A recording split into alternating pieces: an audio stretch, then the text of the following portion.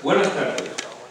Excelentísimo almirante, señor don José Manuel Sanjurjo Jul, director de Navantia. Señor don David Martínez Noguera, concejal delegado de Cultura, Educación e Igualdad del excelentísimo Ayuntamiento de Cartagena. Señor don Álvaro Tello Bordi, jefe de Recursos Humanos de Navantia. Señor don José Manuel Marín Garre, presidente de la Asociación de Antiguos Alumnos de la Escuela Técnica, profesores de la misma, compañeros aprendices y público en general. Bienvenidos todos a este primer acto de la celebración del 90 aniversario de la institución de la Escuela Técnica de Aprendices de Bazán, Cartagena. Agradecemos a Caja Murcia el habernos cedido este salón para la presentación del libro Historia de las Escuelas Técnicas de Aprendices de Bazán, Cartagena en el siglo XX, con cuyo autor y presentador del mismo comparto mesa en estos momentos.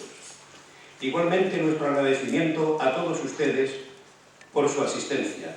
Bueno, diría más, gran asistencia, ya que aportan como mínimo la mitad de lo que podamos hacer esta tarde aquí. Les presento a continuación a Ángel Martínez Ruy Pérez, aprendiz del 68, persona muy conocida y querida por las promociones que se formaron en la escuela entre los años 77 y 88, porque durante ese tiempo fue profesor y director de la misma. Ángel Martínez Ruy Pérez nos va a presentar al autor del libro, José Ibarra Bastida, a quien conoce bien, pues fue profesor suyo, durante unos años. Muchas gracias, Ángel, por estar aquí con nosotros, por haber atendido la petición de la comisión organizadora de este evento para la presentación de José Ibarra. Máxime, sabiendo que te has desplazado exprofeso desde Granada para participar en este acto. Ángel, tienes la palabra.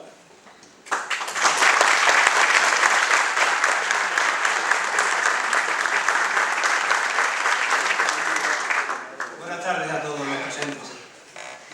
Perdonad si en este lance que acaba de comenzar me veo obligado a usar como chuleta el romance para superar el trance. Pues hay un médico alemán que pone todo su afán en corroer la memoria y creo que un libro de historia tenemos que presentar. La historia de la humanidad nos sorprende a veces con olvidos memorables. Pompeya, Troya, Petra, Machu Picchu fueron rescatadas del olvido de siglos gracias a la perseverancia, la curiosidad, el espíritu aventurero o incluso el azar.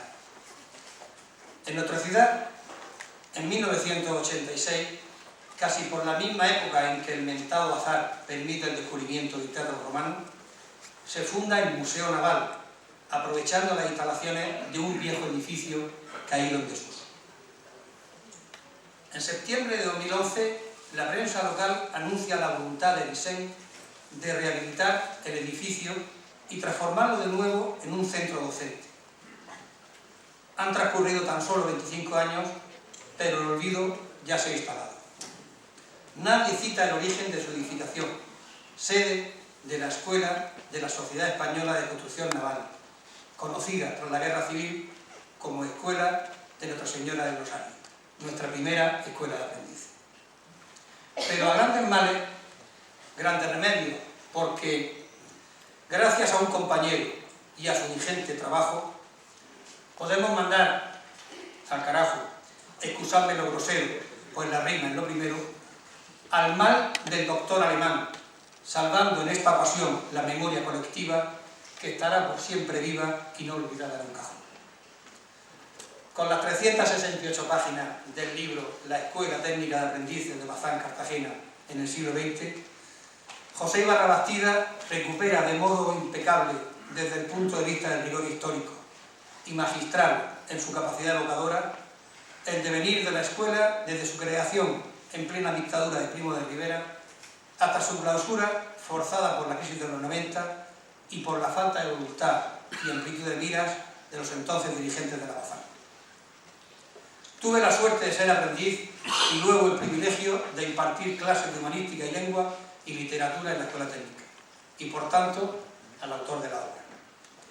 Las gloriosas lides troveras que hacíamos en clase en aquellos años 80 aún perduran en mi memoria, y como es menester, el buen alumno ya aventajaba entonces con creces al maestro. De aquellos barros vienen estos lodos. Si estuviésemos en clase de humanística realizando el comentario del libro, señalaríamos en primer lugar su naturaleza historiográfica y su finalidad investigadora. De las casi 70 años de vida de la escuela, con la única interrupción de la guerra civil, nada ha dejado el autor en el tintero, si de ello había la menor fuente bibliográfica, archivística, documental o periodística. Las etapas de la escuela, los criterios de admisión, los programas docentes, los diversos claustros, tanto seglares como de los hermanos de la Salle, y el listado completo de alumnos desde el 40 al 91. En total, más de 3.000 aprendices y una decena de aprendices. Esta naturaleza investigadora se engalana con un capítulo de testimonios personales que abarcan del 26 al 91 y que aportan al texto un gran valor literario, lo que nos permite ahondar en el reconocimiento de nuestro tiempo común en cercanía y amenidad, con cercanía y amenidad. Pero como no estamos en clase, puedo caer en el error más grave en el que jamás se debe incurrir en un comentario de texto histórico: la subjetividad. El libro de nuestro compañero José Ibarra me ha gustado de principio a fin. Ha reseteado el procesador de mi memoria, como espero hará con la vuestra, rescatando del olvido personajes, situaciones, compañeros y vivencias de una etapa que fue definitoria y entrañable, que nos formó profesionalmente y nos aportó unos valores que sobrepasan a los ideológicos y transitorios, los que nacen de la amistad y el compañerismo de la adolescencia y la juventud. Me ha hecho sonreír, que hoy en día no es poco, me ha hecho valorar lo positivo y perdonar lo negativo, y sobre todo ha reforzado el sentimiento de pertenencia a un colectivo que desde aquí reivindico y deseo fervientemente que perdure después de la celebración del 90 aniversario. La memoria del corazón elimina los malos recuerdos y magnifica los buenos, y gracias a este artificio logramos sobrellevar el pasado. Son palabras de García Márquez, no por sabida, menos rotunda. Y ahora, permitidme acabar con un soneto que pincele una semblanza del autor, aprendiz, bazanero, historiador, sindicalista y militante inquieto. Jacobina la sonrisa y la perilla, rusoniana el corazón, plácido, mordaz la lengua, el argumento ácido, diestro en trobar, décima y quintilla. Si en saber y ganar fue magnífico, así deseamos que sea en su vida, y en su hacer con la pluma, prolífico. Orgulloso por fin, dejad que os pida un aplauso que rime, honorífico, para mi amigo José Ibarra Bastida.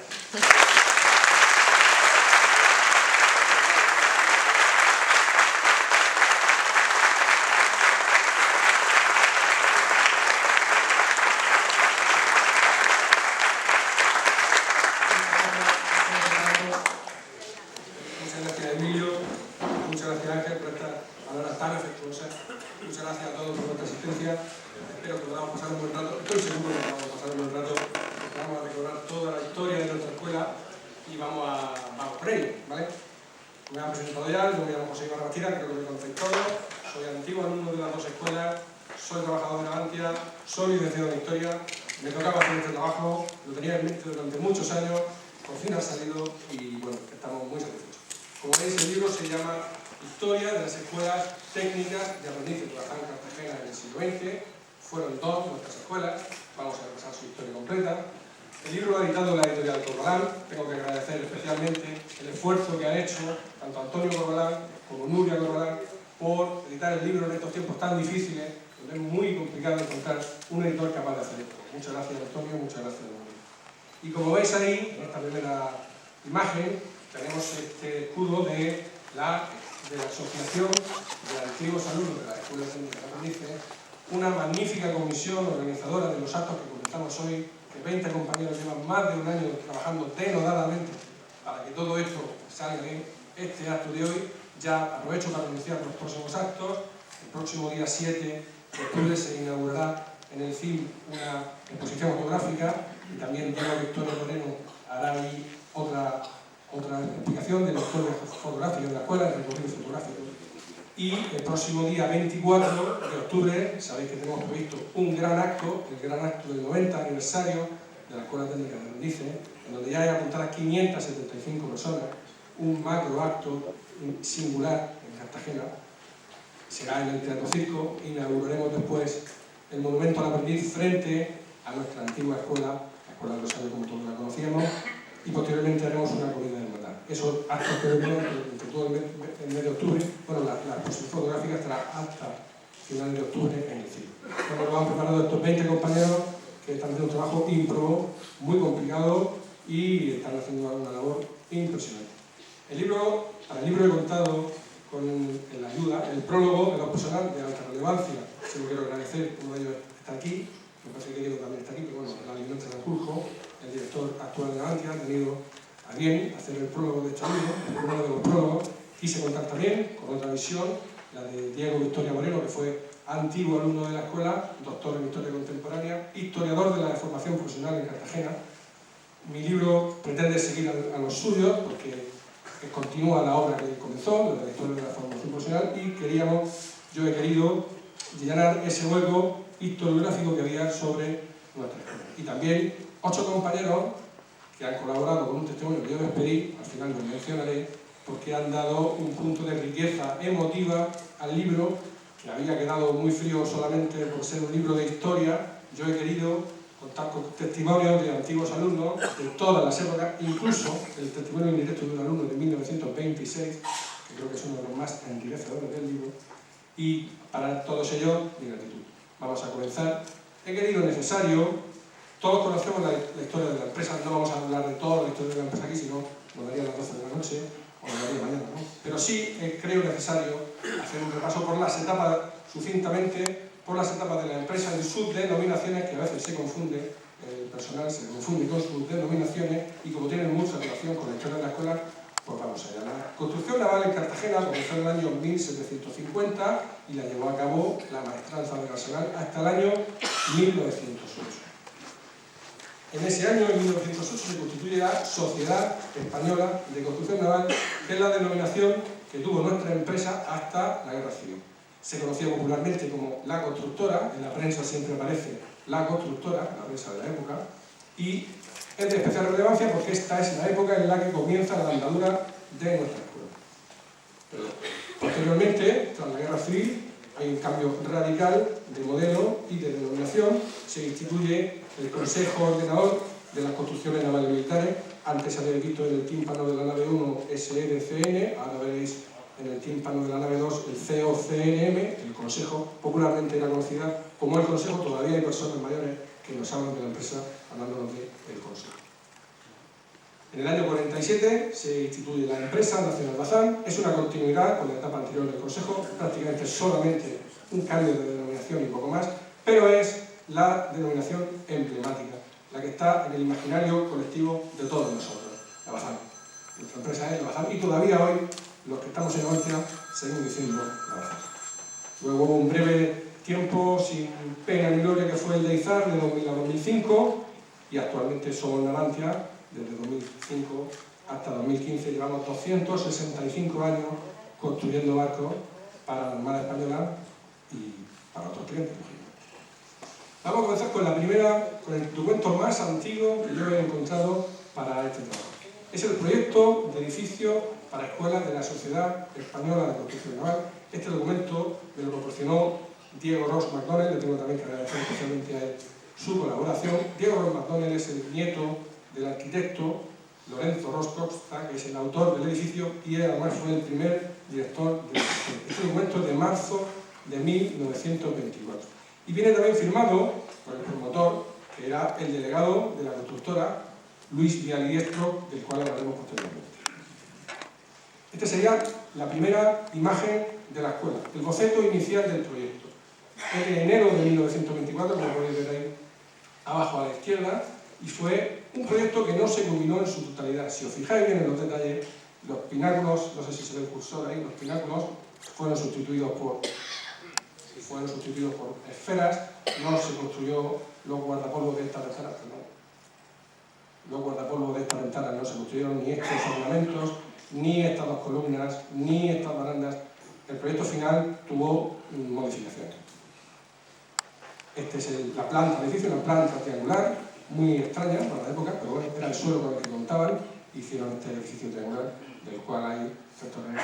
La casualidad ha querido que este año que celebramos el 90 aniversario de nuestra escuela, también el ISEN haya decidido rehabilitar el edificio de la mano del arquitecto José Manuel Chagún, que además lo tenemos aquí, y ha hecho una rehabilitación extraordinaria. Ya os anuncio que hay otro trabajo pendiente para hablar de la rehabilitación del edificio, que luego hablaremos de él en unos meses. Ha hecho un trabajo extraordinario y yo pues, también se lo tengo que agradecer. Para fijar bien el origen de la escuela, que siempre había mucha confusión sobre el año original de la escuela, pues bueno, tenemos esta secuencia. En el año 24, la Sociedad Española de Construcción Naval encarga la obra al arquitecto Lorenzo Roscosta. De 1925 es el acta de constitución de la Escuela Técnica, por eso celebramos este 2015 el 90 aniversario, porque el acta de constitución de la escuela es del año 25, y las clases, como veis ahí, comenzaron en el 26. El documento de la izquierda es una memoria del año 1930, que fue, yo creo que es uno de los documentos más antiguos que tenemos, y además viene muy bien explicada el desarrollo educativo de esos primeros años y ha ofrecido una riquísima información para este trabajo. Esta sería la imagen más antigua que tenemos, esta fotografía de Casaú, es de 1925, fijaros que está sin urbanizar el entorno de la escuela. A la izquierda se puede ver, no sé si se puede ver ahí, el asilo de ancianos en construcción.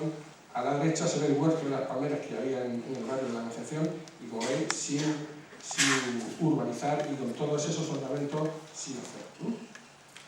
Esta imagen también es de ese mismo día, de Casaú. Ahí veis la acera sin construir. No he querido retocar esta fotografía, no la he querido retocar para que se vea este carro que da idea de la antigüedad de la imagen. 1925. Hablemos del porqué del origen de nuestra escuela.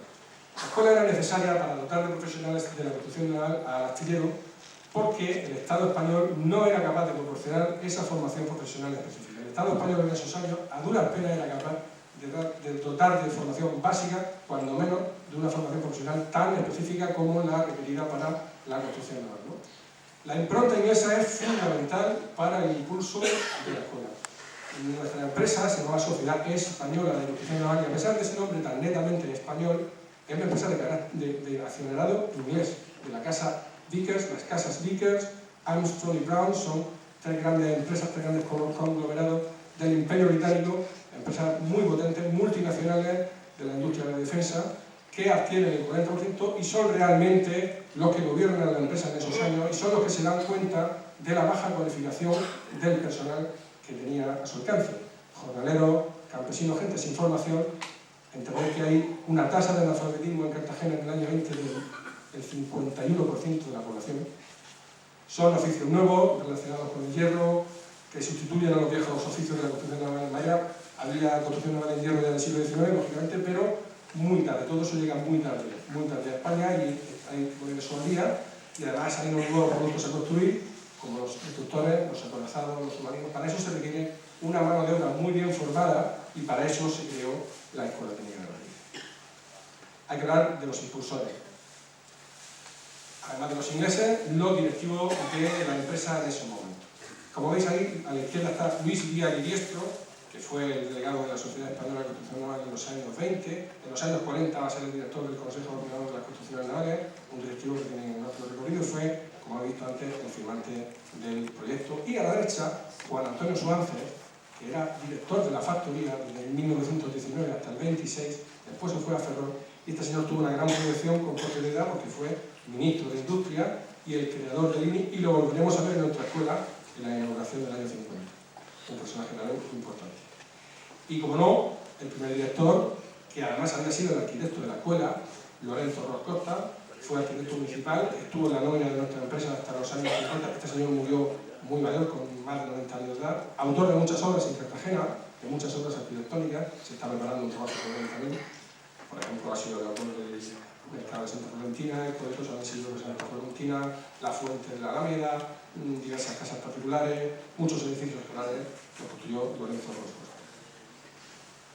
Esta imagen es muy conocida, pero la traigo porque también ilustra nuestro trabajo. Esta era la entrada, la puerta del muelle, que durante décadas, hasta los años 70, yo recuerdo haberle llevado un bocadillo de pan en esta puerta de la mano de mi madre cuando se quedaba a bailar, todos recordáis eso. Esta era la puerta para acceder al astillero, ha desaparecido esa construcción, el cine está reconstruido también por José Manuel Chacón Bulnes, y bueno, fue el acceso durante muchos años de los trabajadores y también de los aprendices cuando los talleres estaban dentro de la empresa. Bueno, del rótulo de la escuela hay que hablar, creo que la prensa ha hablado hoy del rótulo de la escuela y tiene su intrahistoria. El rótulo de la escuela tiene una historia muy interesante.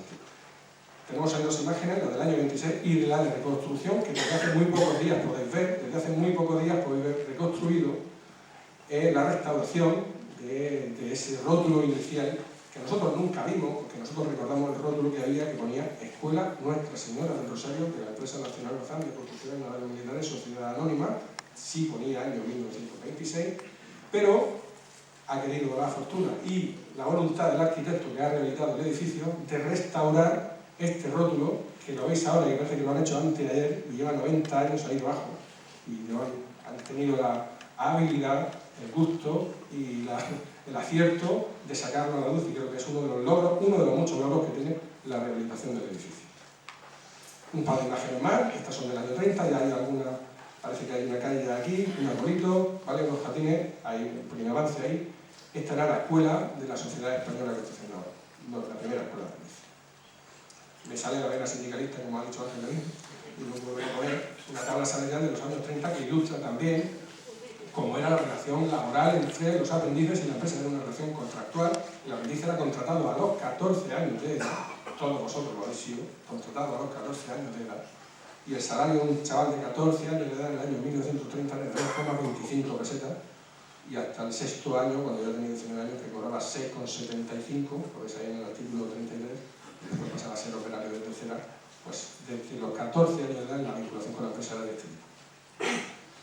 De los años 30 no hay demasiadas imágenes, por desgracia hay muchas después del año 40, pero de antes de la guerra no hay demasiadas, pero bueno, algunas tenemos ahí. Este es el aula del dibujo, con esos tableros tan especiales, los chavales dibujaban de pie.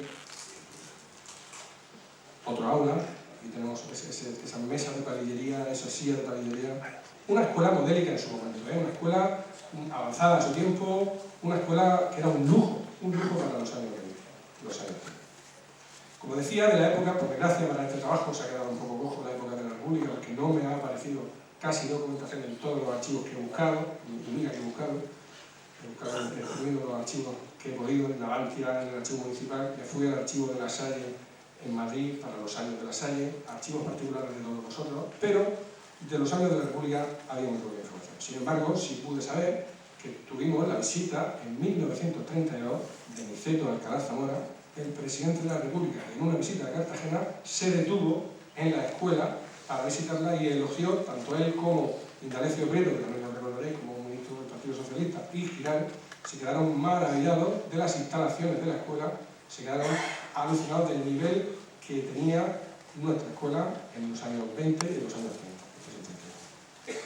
Y bueno, ayer la prensa destacó en el titular una anécdota del libro. No es lo más importante, pero desde luego sí que es una de las anécdotas más interesantes que yo he podido encontrar en esta investigación. Y era eso que decía ayer la prensa, que inventamos nosotros los primeros Erasmus, y es verdad. Es decir, hasta la Guerra Civil, nuestros aprendices distinguidos tenían como premio una formación extra en Inglaterra, en los astilleros que la Vickers tenía en Galway, en Fornes.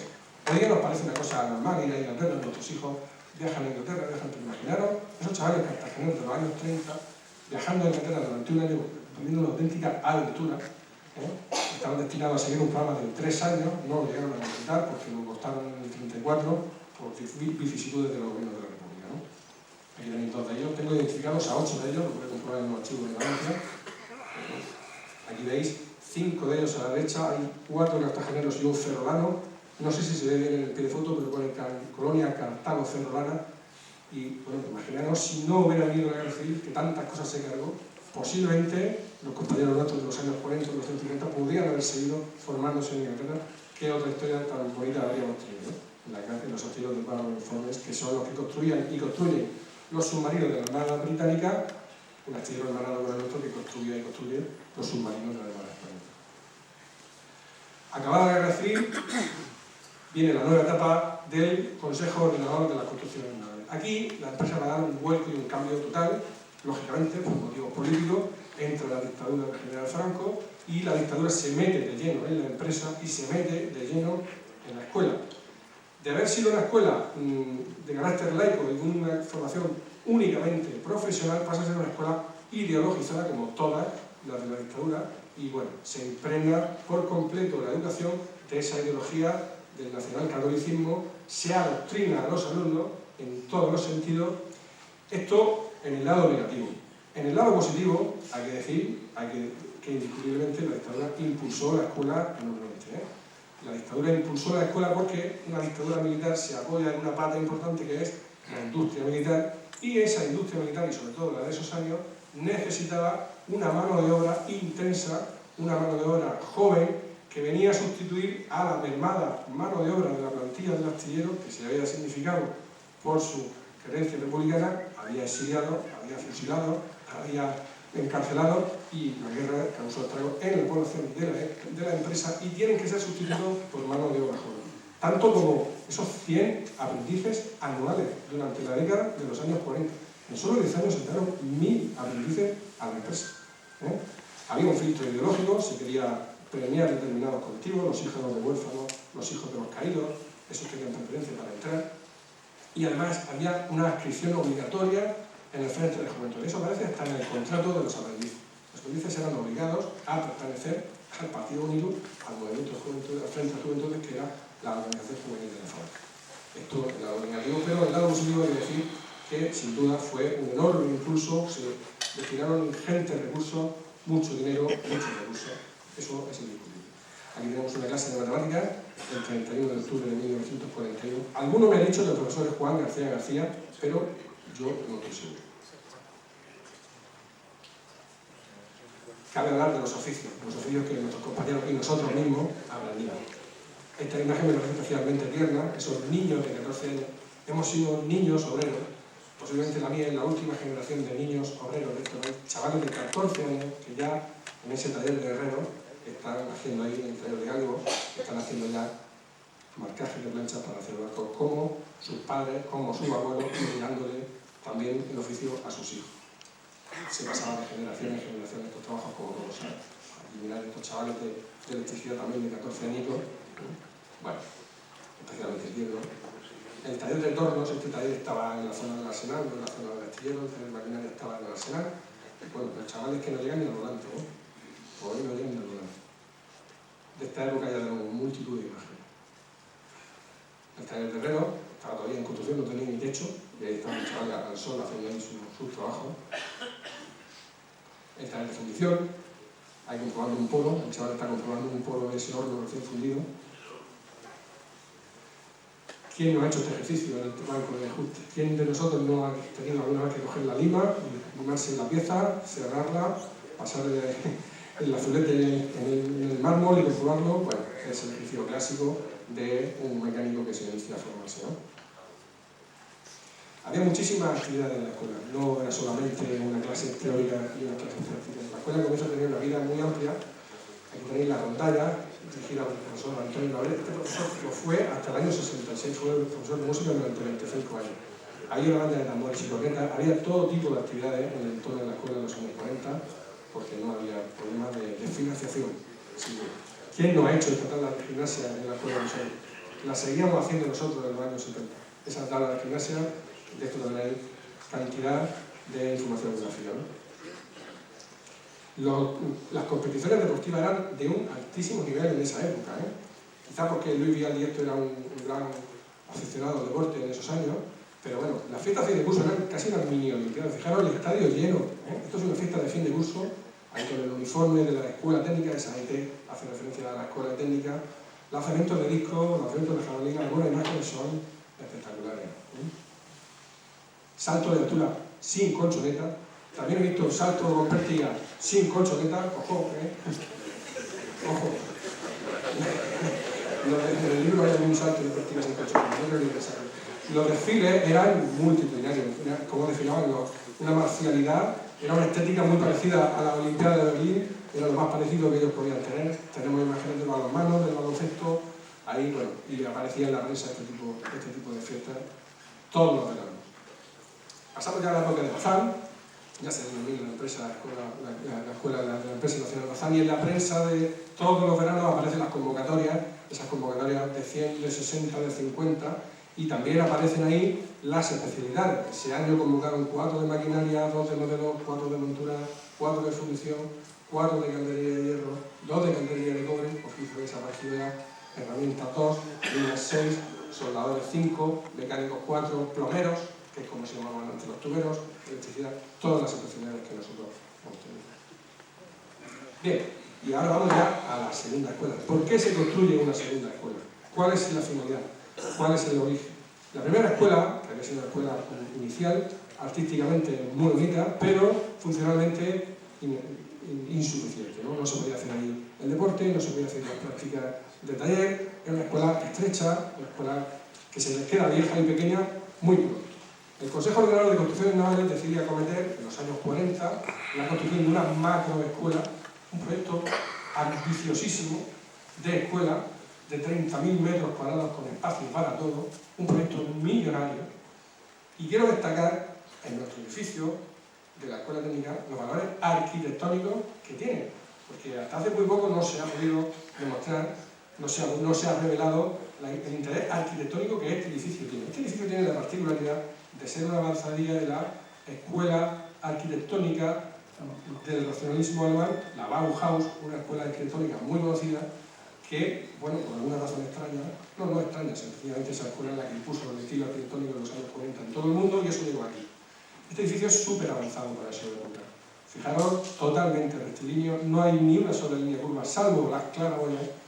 Bebe de la fuente de la arquitectura racionalista alemana, como decía, de la escuela de la Bauhaus, que le otorgaba funcionalidad a los edificios. Se abandona la ornamentación y se le dota de funcionalidad y al edificio está estudiado todo, las sombras, las luces, los volúmenes.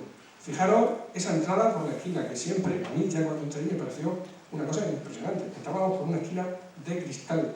Eso, para un arquitecto tradicional de la época, era una cosa revolucionaria. Entramos por una esquina de cristal. El uso del vidrio, el uso de la luz, los voladizos, todo eso está estudiado, y cuando lo vio José Manuel Chacón se quedó alucinado con este edificio, que yo creo que merecería ser catalogado como bien de interés cultural por su valor arquitectónico. Lo que digo de la Bauhaus no es un capricho, es una realidad como esta. Fijaros la imagen de la izquierda, uno de los edificios emblemáticos de la Bauhaus, la Fagus Fabrik de Walter Gropius en Alzey, Alemania, en el año 1911. Fijaros la entrada de nuestra escuela, es igual, es exactamente el mismo ejemplo arquitectónico. Esto le daba un valor muy especial a nuestra escuela y ha sido tan atractiva y tan cómoda. No sé si se ve bien, pero lo he querido traer, a pesar de la mala calidad de la imagen. Son las edificaciones proyectadas en el proyecto inicial de la segunda escuela, que era muy ambicioso, 30.000 metros cuadrados. Se llegó a hacer el edificio de aulas de la derecha, se llegó a hacer el edificio de comedores del centro, pero no se llegó a hacer ese edificio de talleres que ninguno recordáis porque es que no se edificó. Los talleres no se llegaron a edificar hasta los años 60 y se hicieron más atrás y más pequeños. ¿Por qué? Por un tema solamente presupuestario.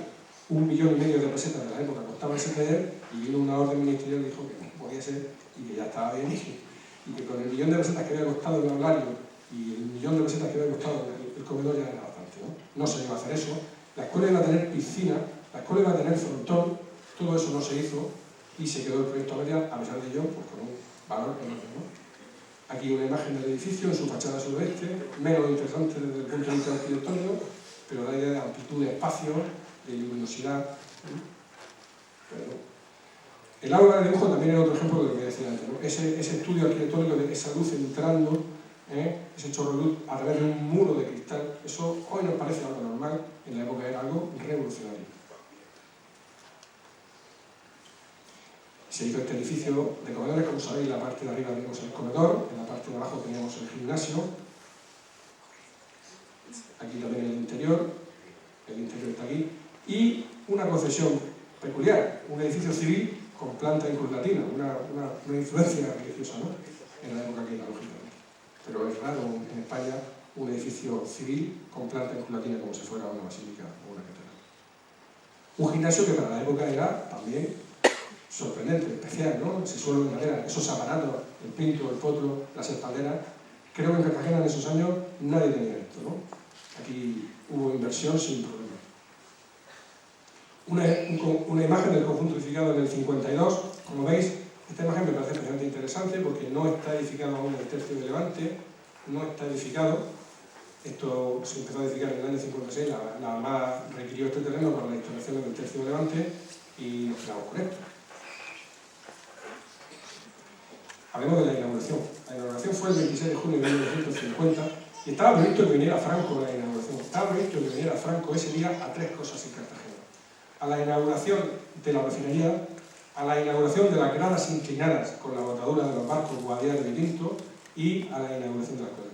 Franco no vino, se puso enfermo, en la prensa apareció que estaba indispuesto y no vino, y en su lugar vinieron 3 ministros. Ministro del Aire, ministro de Marina y ministro de Industria. Lo acompañaba el alcalde, que es este señor del Fajín, que era Miguel de Hernández. El del centro es Suárez. Bueno, hay multitud de fotos de este, ¿no? Fijaros esa parada de gimnasia que tenían preparada. Fijaros la importancia del acto que se llegó a filmar, había una cámara aquí, yo creo que iba a salir el nodo, me he visto todos los nodos de ese año y no aparece esto, pero iba a salir, seguramente iba a salir. Y bueno, el balcón, en el que pocas veces vimos actividad, pero este día sí, las autoridades estaban ahí en el balcón y bueno, de hecho, habían preparado ese ejercicio, yo creo que lo habían preparado para Franco con toda seguridad. Del claustro profesores, lamentablemente no puedo aportar los nombres de todos los profesores que la escuela ha tenido. Sí he podido aportar todos los nombres de los alumnos, desde el 40 hasta el 91 estáis todos, en el libro estáis todos, pero los profesores no han podido estar todos, no he podido recabar listas de profesores, he podido cotejar imágenes, algunos lo conocéis de aquí, algunos perfectamente identificables. El número 14 es el director, Enrique Durán creo que era, no sé, Enrique Durán primero. El 15 es Ignacio Ponce de Borras, el 16 es el ínclito Joaquín Cárcel, el profesor García. El profesor más longevo de la escuela, empezó en los años 40 y se jubiló en el 84 cuando estaba yo allí, 40 y tantos años que yo tengo de profesor, y miles de anécdotas de este profesor, no sabéis bien, no las vamos a referir aquí. Y algunos más que hay por ahí, ¿no? El Antonio Novel, profesor de música, y personajes conocidos, algunos no. Me ayudaron los alumnos del 49 y del 50 a identificar la mayor parte de ellos. En el libro están, algunos se quedaron sin identificar, porque no lo recuerdo. Sí, Manuel Durán Piñero, el director, ese director que está a la derecha, este señor fue director durante 22 años y se jubiló a los 78 años de edad y por enfermedad, ojo, no por edad, por enfermedad. Aguantó el tío ahí como un campeón, hasta los 78 años de edad. En la izquierda es Juan Antonio Cerrada González de Sarralle, el director en esos años. Otros recordaréis al hijo, al médico, Juan Antonio Cerrada de Ullenque, que acompañan ahí en la inauguración, en una de las visitas. Alguna actividad de los alumnos del año 59 se seguía dibujando de pie. El dibujo técnico siempre fue una manera muy importante de la escuela. A la gimnasia se le daba mucha importancia, todos hemos tenido que hacer gimnasia en este patio, con estos fotos, estos saltos de potro. Ahí me han podido identificar a este profesor, que era Antonio García Valadejo, profesor de taller y de tecnología, de las dos cosas. Estos son alumnos del 59, igual algunos lo reconocéis ahí. Los talleres estaban todavía dentro de las instalaciones de la factoría. Tardó mucho tiempo en hacerse talleres propios en la escuela, no llegaron hasta el año 63. Estas son imágenes del 59, algunos haciendo las prácticas de ajuste, el taller de torneros, los de fundición que estaban en otro emplazamiento. Muy blancas están estas camisas para hacer fundición, muy blancas están estas camisas para hacer fundición. Bueno, una cosa curiosa, esta pieza que fabrican estos alumnos en esta imagen del 59 la mantenemos en la tenemos como una reliquia museística, la tenemos ahí en la segunda planta, es la misma, fijaros que es la misma, la misma pieza que hacía ellos, la todavía 60 años después, 55. Bueno, acerca de la admisión de los alumnos hay que contar que se hacía un examen de ingreso y entonces se planteaba en Cartagena algunas oposiciones. Había academia, tengo contabilizadas hasta 6 academias en esos años, que preparaban a la gente para entrar en la escuela, ¿no? Era todo un acontecimiento, la preparación, la admisión, los que eran admitidos, los que no eran admitidos. La mayor alegría que tú le podías dar a tu padre era aprobar el examen de ingreso a la escuela. El mayor disgusto que tú le podías dar a tu padre era no aprobar el examen para entrar en la escuela, ¿no? Como decíamos antes, la relación era contractual. Este es el contrato de Aniceto Valverde, profesor de la UCT, me lo dio hace poco, un documento interesantísimo. El contrato lo firmó el alumno a los 14 años de edad y le empleó en la empresa de por vida. Hay gente que solo firmó este contrato y el de la empresa y yo no firmó nunca más. El salario ya era de 4,70 pesetas en el 51, en comparativa en el 85 una aprendí que ganaba 37.170 pesetas mensuales. Cabe hablar también de un capítulo importante, los concursos, los famosos concursos de formación profesional que le dieron mucha vidilla a la escuela. Los hicimos en el 47, ahí veis un yugo y una flecha. Se ideologizaba también los concursos, también había una componente ideológica. Competían los compañeros nuestros en concursos locales, regionales, de sector, nacionales, y obtuvieron numerosos premios. Porque algunos, esta pieza, que se presentó al concurso del 49, está todavía en el Museo Naval, por ejemplo, la podéis visitar en el Museo Naval, un molinete de Naval muy bien hecho. Algunos de los nuestros brilló a gran altura, pero Pedro Meroño fue el mejor vocalista de España en el 61, y José Fulgencio Sotemarí fue el mejor ebanista del 72. A la izquierda le está dando el premio una persona menos interesante que él. El más interesante aquí es José Fulgencio Sotemarí, nuestro compañero. El de la derecha es Antonio Alemán. Aparecía todo esto en la prensa, esto es relativamente fácil de encontrar. Bueno, y vamos a hablar ya de la época de la escuela en manos de los hermanos de la Salle. En el año 53, los hermanos de la Salle se hacen con la escuela primera, la primera escuela. La convierten en la escuela de Nuestra Señora del Rosario. Ellos se denominaban hermanos de la Salle de manera popular, pero su nombre oficial era los hermanos de la escuela cristiana. En el 53 se hacen con la escuela, se instalan allí, además residen allí. Y en el 63 se hacen también con la segunda escuela, debido a las buenas relaciones que tenían con la empresa. Y en el 77 abandonan ambos centros y se marchan de Cartagena. En el archivo de la Salle y en Aravaca, en Madrid, me lo pude encontrar todo. Ellos, a diferencia de nosotros, sí conservan bien sus documentos, conservan todo, desde la primera carta hasta la última, y nos fue muy enriquecedor la cita. Los dos escudos. El primero es el oficial de la Salle, Saya indivisa manent, que significa en latín permanezcamos unidos en la Salle, y luego nuestro escudo particular de la Salle Bazán con ese motivo marinero, ¿no? Son los dos escudos que encontramos en todos los documentos, fotografías. Seguían a San Juan Bautista de la Salle, que era el patrón fundador. Cuento todo esto también en el libro. Y esta es la primera comunidad de hermanos de la Salle del 54. En el centro es el hermano Gabriel de Jesús, que se hizo con la escuela a los 64 años de edad. Aquí la gerontografía es importante. 64 años de edad le dio una escuela para dirigirla y la dirigió hasta los 70. Se construyó en esa época los nuevos talleres, los que se habían proyectado inicialmente no. Esto sí, primero una nave, después se construyó la otra. Esta imagen me parece peculiar, esa sotana entre máquinas, una imagen hoy muy chocante, pero en aquella época era pues habitual, ¿no? Los hermanos de la Salle también estaban ahí por los talleres. Una vista aérea de las instalaciones de la escuela, en el 64, ya está construido el tercio de levante al fondo, ¿lo veis? Una más. Solamente está la primera de las zonas de talleres, eso nos indica que es de los años 60 esta imagen, del 64, concretamente.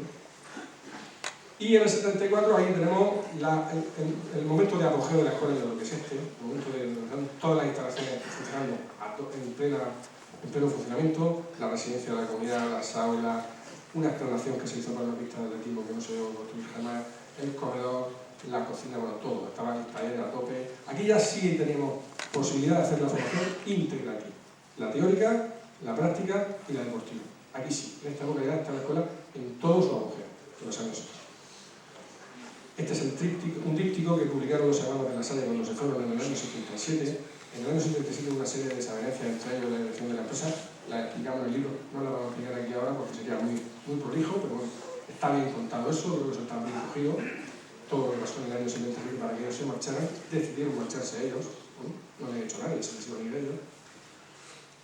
Y bueno, una de las primeras imágenes del Rosario, en el 54 ya veis aquí el rótulo cambiado con respecto al antiguo, Escuela Nuestra Señora del Rosario, y la comunidad de hermanos del 71, muchos recordaréis son el hermano Emiliano, el hermano Leoncio, el hermano Matías, el hermano Juan, el hermano Samuel, el hermano Ricardo y este otro hermano que no lo identificó, pero no me Juan Salazar, lo identificaron, no lo recordaba.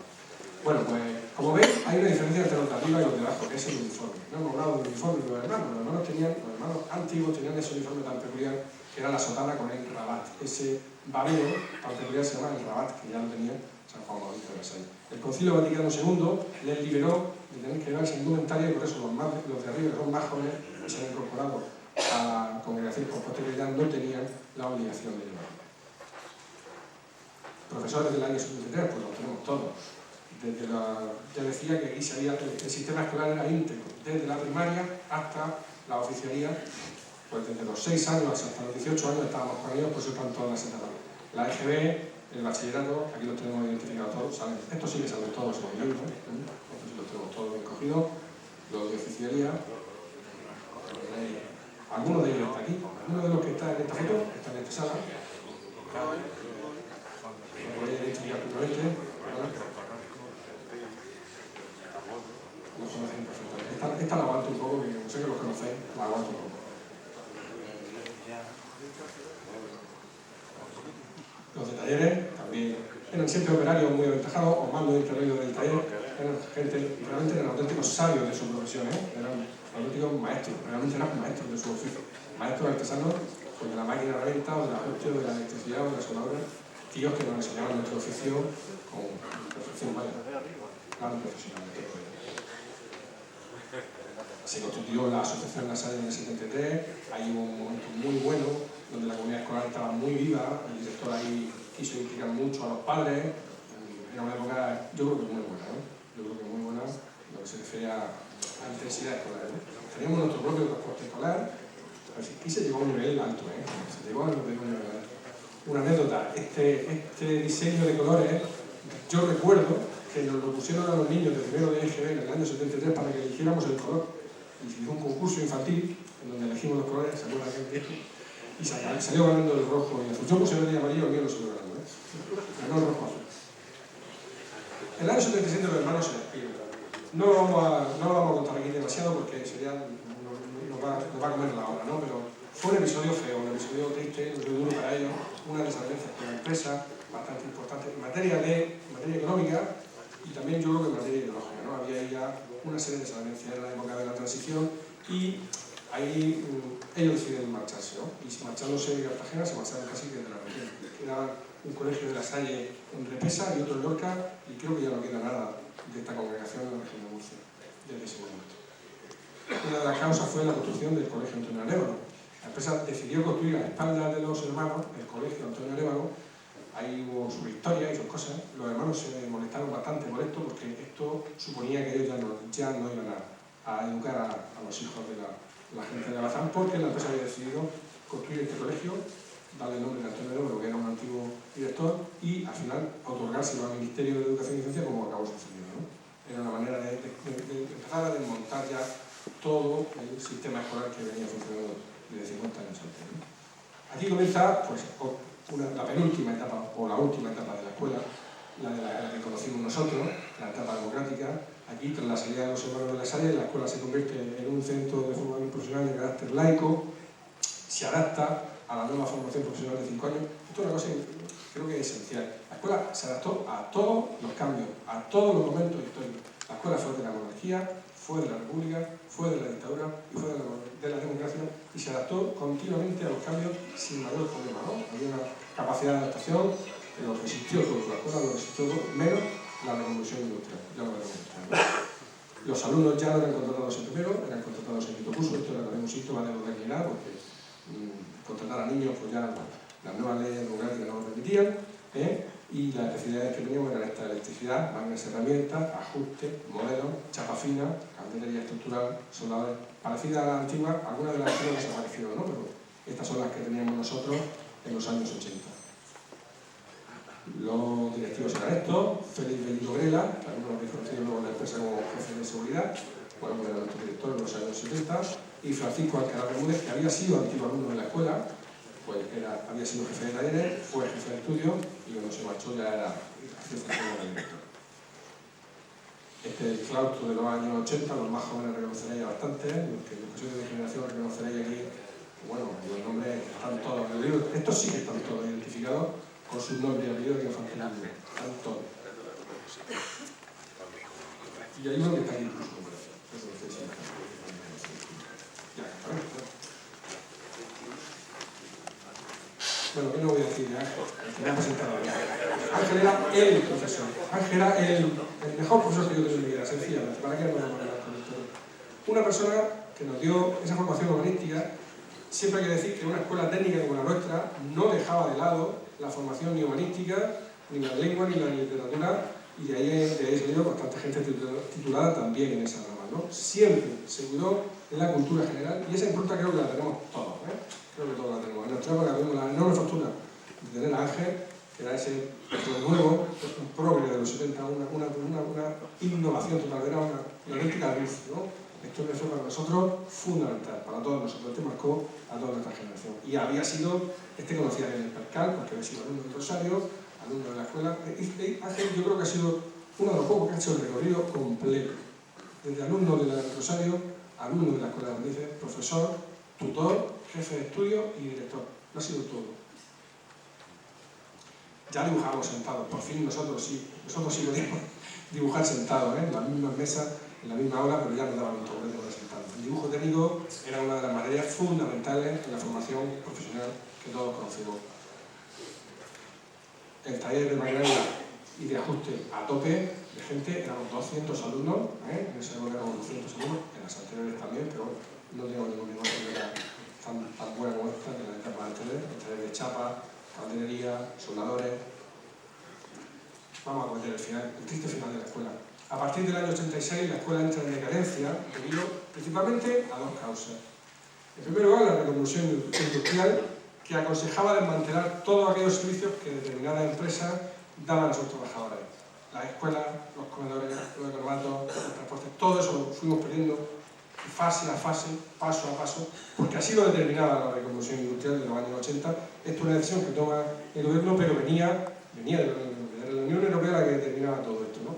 Aquí la Unión Europea dictaminó que de 40.000 trabajadores que tenía la industria en España en los años 80 había que pasar a 5.000, que es lo que somos hoy.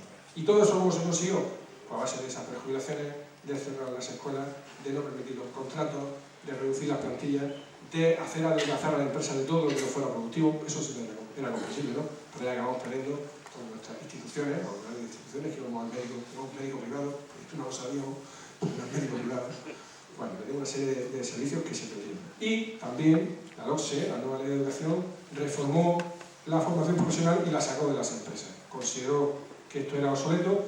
Y bueno, ahora que estamos hablando mucho, y de eso hablará mucho Diego Victoria la próxima semana, que sabe de esto más que yo. Tanto hablamos de la formación profesional dual, se habla mucho ahora de la formación profesional dual, un listo se ha inventado de la formación profesional dual, pero si esto lo tenemos inventado nosotros hace 90 años. Esto ya estaba inventado, ya lo teníamos, lo perdíamos y lo tenemos que volver a tener, ¿no? Tenemos que volver a tenerlo. Yo me gustaría también que todos estos actos que estamos haciendo no solo sea de nostalgia y de memoria, a mí me gusta mucho todo eso, pero me gustaría reivindicar el futuro. El futuro de la escuela de aprendices es posible. Y creo que el almirante está de acuerdo conmigo en eso. El futuro de la escuela de aprendices es posible. No como nosotros la conocimos, pero adaptada al tiempo. Si queremos hacer vivir el astillero, tendrá que volver a estar gente joven y tendrá que volver a ser formada. Y tendrá que volver a ser formada por la empresa. Yo lo dejo ahí porque posiblemente eso a mí nos parece imposible, pero no hay ninguna quimera, Las últimas imágenes, llegamos a tener aprendices. De 3.000 aprendices de lectores de la escuela, 9 heroínas fueron aprendices en las dos últimas convocatorias que hubo. Como decía, la escuela se adaptó siempre a la modernidad, y la modernidad indicaba en los años 90 que había igualdad, pues aprendices, claro que sí. 9 compañeros nuestras que entraron. Y esa última promoción de la derecha, que es los últimos compañeros que entraron en el 91 y estuvieron ya hasta el año 96. Podríamos hablar de por qué, de cómo, por qué no la salvamos, por qué se murió la escuela. Luchamos mucho en la calle, luchamos en la calle en Cartagena, luchamos en la calle en Murcia, luchamos en la calle en Madrid para hacer sobrevivir la escuela, no lo conseguimos. La Unión Europea podía más que nosotros, nos torció el pulso ahí, y finalmente en diciembre del 96 bajó a la empresa la última promoción de aprendices de la Escuela Pública.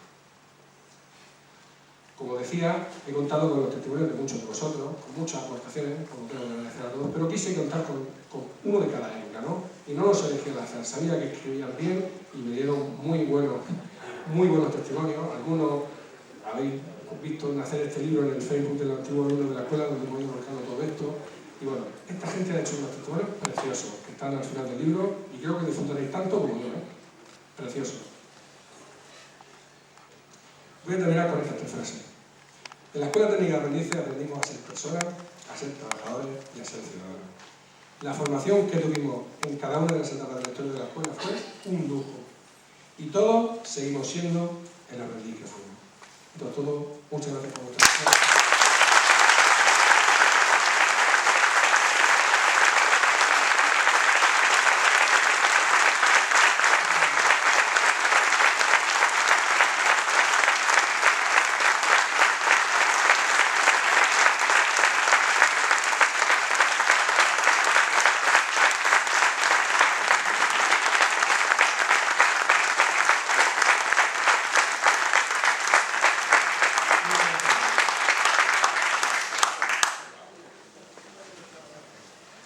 A Pepe le conozco poco tiempo, desde febrero, y desde ese momento he ido observando el trabajo y la ilusión que le ha puesto a este libro que nos ha traído una combinación de recuerdos y sentimientos. Por un lado, de la infancia, que para muchos se llama Escuela Nuestra Señora del Rosario, y para otros, nuestra juventud, que para todos se llamó Escuela Técnica de Aprendices. Pero nos aporta algo más, nos proporciona un conocimiento completo y global de la historia de la escuela, porque la información que tenemos de la misma se ciñe estrictamente pues, a los años que estudiamos en ella. Como hemos podido observar en la presentación, la escuela es algo más que nuestra estancia allí. Ha tenido un antes y un después, porque para valorar es necesario conocer, y este libro nos ayudará a conocer. Quiero incidir en una idea que Pepe nos ha transmitido en las primeras transparencias y que ha sido el objetivo que la Escuela de Aprendices se planteaba en 1925. Un objetivo doble, y cito palabras textuales de la memoria de la Escuela de 1930. Formar hombres de oficio y además aportarles una cultura general que les permitiese destacar de la masa común anónima. Esto figuraba en la memoria de la escuela del año 1930. Pues bien, quiero decirle a Pepe, antes de pasar al turno de preguntas, que él es un aprendiz que pone de manifiesto, que evidencia que ese objetivo se ha cumplido totalmente. Gracias, José Ibarra. Muchas gracias.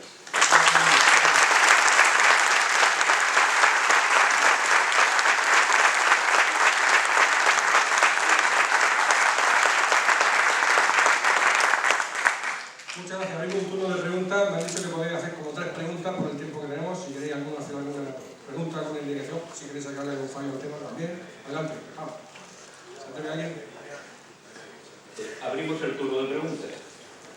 Podéis resolver vuestras dudas o vuestra curiosidad, cuando queráis. ¿Alguna pregunta? Está todo muy bien. ¿Quiere hacer alguien alguna pregunta, alguna consulta, alguna duda, alguna curiosidad? Bueno, como espero que con el libro se resuelvan todas estas incógnitas, llamémosle así, yo le voy a plantear una pregunta, y es la siguiente. Con ello, es la última pregunta. ¿Nos puedes decir en qué documentos, archivos, etcétera, has investigado para confeccionar el libro?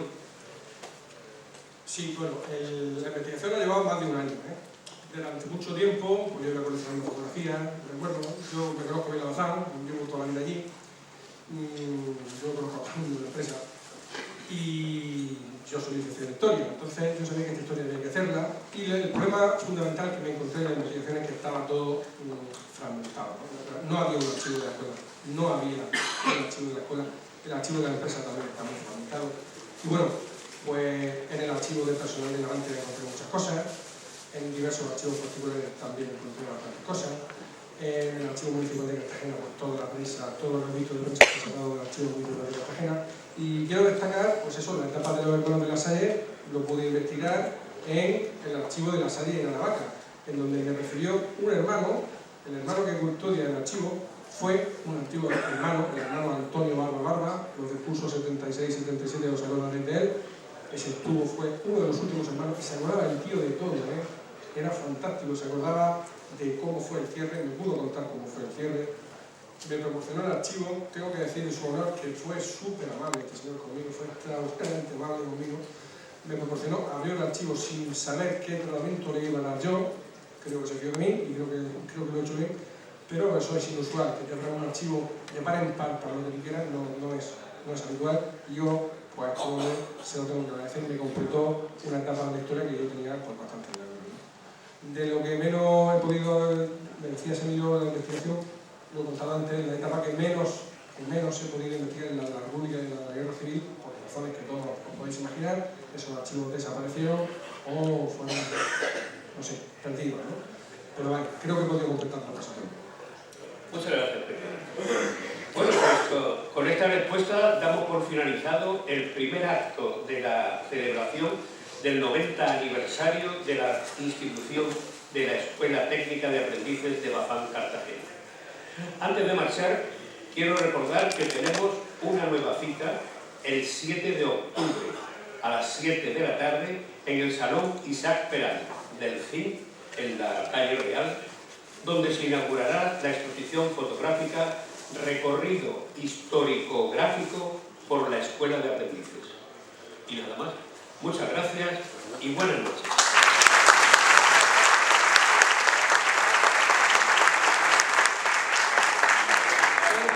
Si queréis,